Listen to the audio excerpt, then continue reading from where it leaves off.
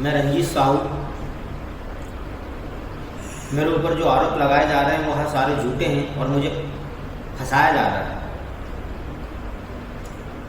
विगत कुछ दिन पूर्व रात्रि लगभग 11 बजे मेरी ट्रैक्टर मिट्टी लेने जा रही थी, जो कि मैं कुछ दिन बाद ईंट भट्टे का काम चालू करने वाला हूँ। ईंट बनाने के लिए मिट्टी लेने खाली ट्रैक्टर जा रही थी।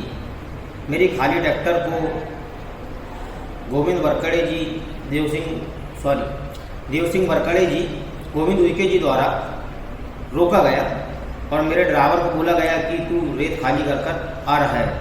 मेरे ड्राइवर ने बोला, भैया रेत में ट्रैक्टर नहीं चल रही है, मैं मिट्टी लेने जा रहा हूँ। तो मेरे ड्राइवर को धमकाने लगे और गाली गलौज करने लगे। मेरे ड्राइवर ने उन्हें बोला कि मेरे सेठ जी से बात कर लीजिए आप। मेरे ड्राइवर ने मुझे फ़ोन लगाया तो मैं मौके पर पहुंचा। जैसे ही मौके पर पहुंचा तो देव सिंह वरकड़े जी बोले कि मैं तुझे पिछले 2 सप्ताह से बोल रहा हूँ कि पैसे दे, तू पैसे नहीं दे रहा है। मैं तेरी ट्रैक्टर थाने लेके जाऊँगा और ऐसा केस बनाऊँगा कि तेरी ट्रैक्टर छूटेगी नहीं। मैं एसडीपी साहब का खास हूँ, तेरे को पता है ना। उसके बाद तो मुझे पैसे नहीं दे रहा है। तो मैंने बोला कि सर, मैंने विगत कुछ समय पूर्व, मतलब दिन पूर्व आपको पैसे दिया, गोविंद भैया के हाथ में जाकर पैसे दिया जब मैं काम करता था, मगर मेरा कुछ समय से रेत का काम बंद है। अभी मैं रेत में गाड़ी नहीं चला रहा हूँ, मैं पैसे नहीं दे पाऊँगा। तो उन्होंने बोले तू झूठ मत बोल, तू रेत खाली कर आ रहा है। तो मैंने मना करा कि भैया मैं रेत खाली करके नहीं आ रहा हूँ। तो वो बहुत ज़्यादा नशे की हालत में थे, वो मेरे साथ गाली गलौज करने लगे और वो सिविल ड्रेस में थे, लोअर टी शर्ट में। उन्होंने वो टू व्हीलर से आया था, उनके टू व्हीलर में लट रखा हुआ था। उन्होंने लट निकाले और मुझे चमकाने लगे, पैसे दे रहे कि नहीं, और गंदी गंदी गाली बकने लगे। तो उस बीच में अमित चौहान मेरे मित्र ने बोले कि भैया आप गाली मत बको, हम रेत में गाड़ी नहीं चला रहे हैं, हम आपको पैसे नहीं दे सकते।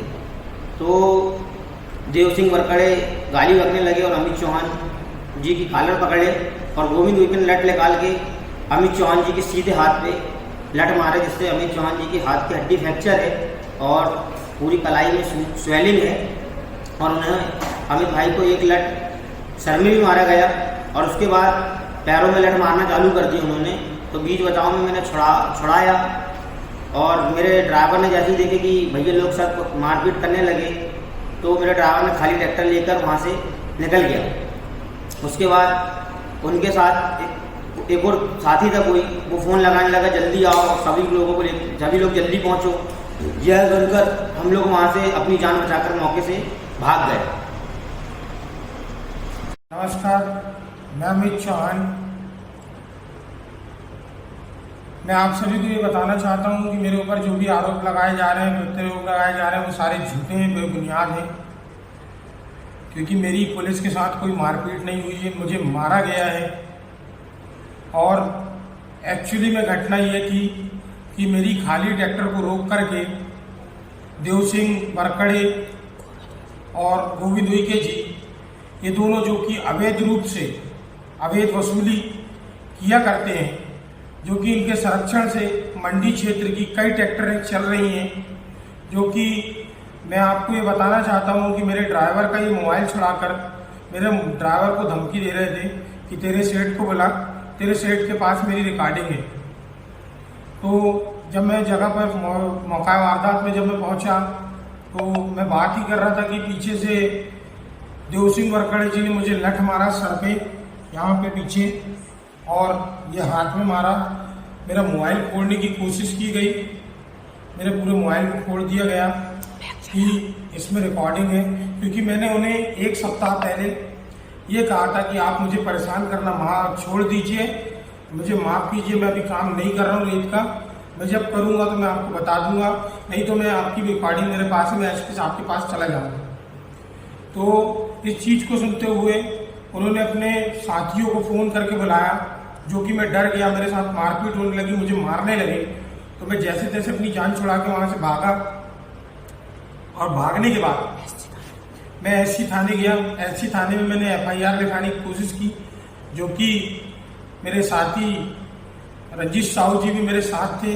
तो वहाँ पे हमारी एफआईआर नहीं हुई, जिसकी कॉपी मेरे पास है, जो मैंने खुद ने अपने हाथों से लिखा हूँ। मुझे बताया गया कि जो घटना आपके साथ घटी वो लिख के हमें दीजिए, तो वो मैंने अपने हाथों से लिखा, मेरा साइन लिए गए। वहाँ पे एसटी ऑफिस में जो रजिस्टर होता है उनका वहाँ पे रजिस्ट्रेट किया गया, उसको लिखा गया, मेरा नाम, पता, एड्रेस, रंजीत साहू जी का नाम लिखा गया। और जैसे तैसे मैं वहाँ से बाहर निकला तो मुझे बताया गया कि अगर धोखे से भी तुम बरघाट थाने आओगे तो तुम्हें बहुत मारा जाएगा, तुम्हारे साथ बहुत दुष्व्यवहार किया जाएगा। और जिस तरीके से मेरे साथ ग्राम लोहारा में मारपीट की गई, फुल नशे में सिविल ड्रेस में आकर मुझे डराकर मेरी गाड़ी अवैध तरीके से थाने ले जाकर केस बनाने की कोशिश की जा रही थी, जो कि मेरा ड्राइवर उस चीज़ को देख के भाग गया। तो मैं आप सभी से ये निवेदन करना चाहूँगा कि आपने उस पक्ष की बात सुनी है, आप मेरी बात भी सुने, क्योंकि मैं गलत नहीं हूँ। मैं पुलिस के ऊपर हाथ नहीं उठा सकता और ना कोई पुलिस के ऊपर हाथ उठा सकता है। और मेरी गाड़ी रेत लेकर नहीं जा रही थी, मेरी गाड़ी खाली थी और मैं ईंट के लिए जो रेत मिट्टी लगती है वो लेने मेरा ड्राइवर जा रहा था, और जो कि खाली गाड़ी रोक करके ही मुझसे रिकॉर्डिंग की खुन्नस निकालने के प्रति जो मेरे साथ व्यवहार किया गया और जो मेरे ऊपर आरोप प्रत्यारोप लगाए गए वो सारे बेबुनियाद हैं, सारे गलत हैं।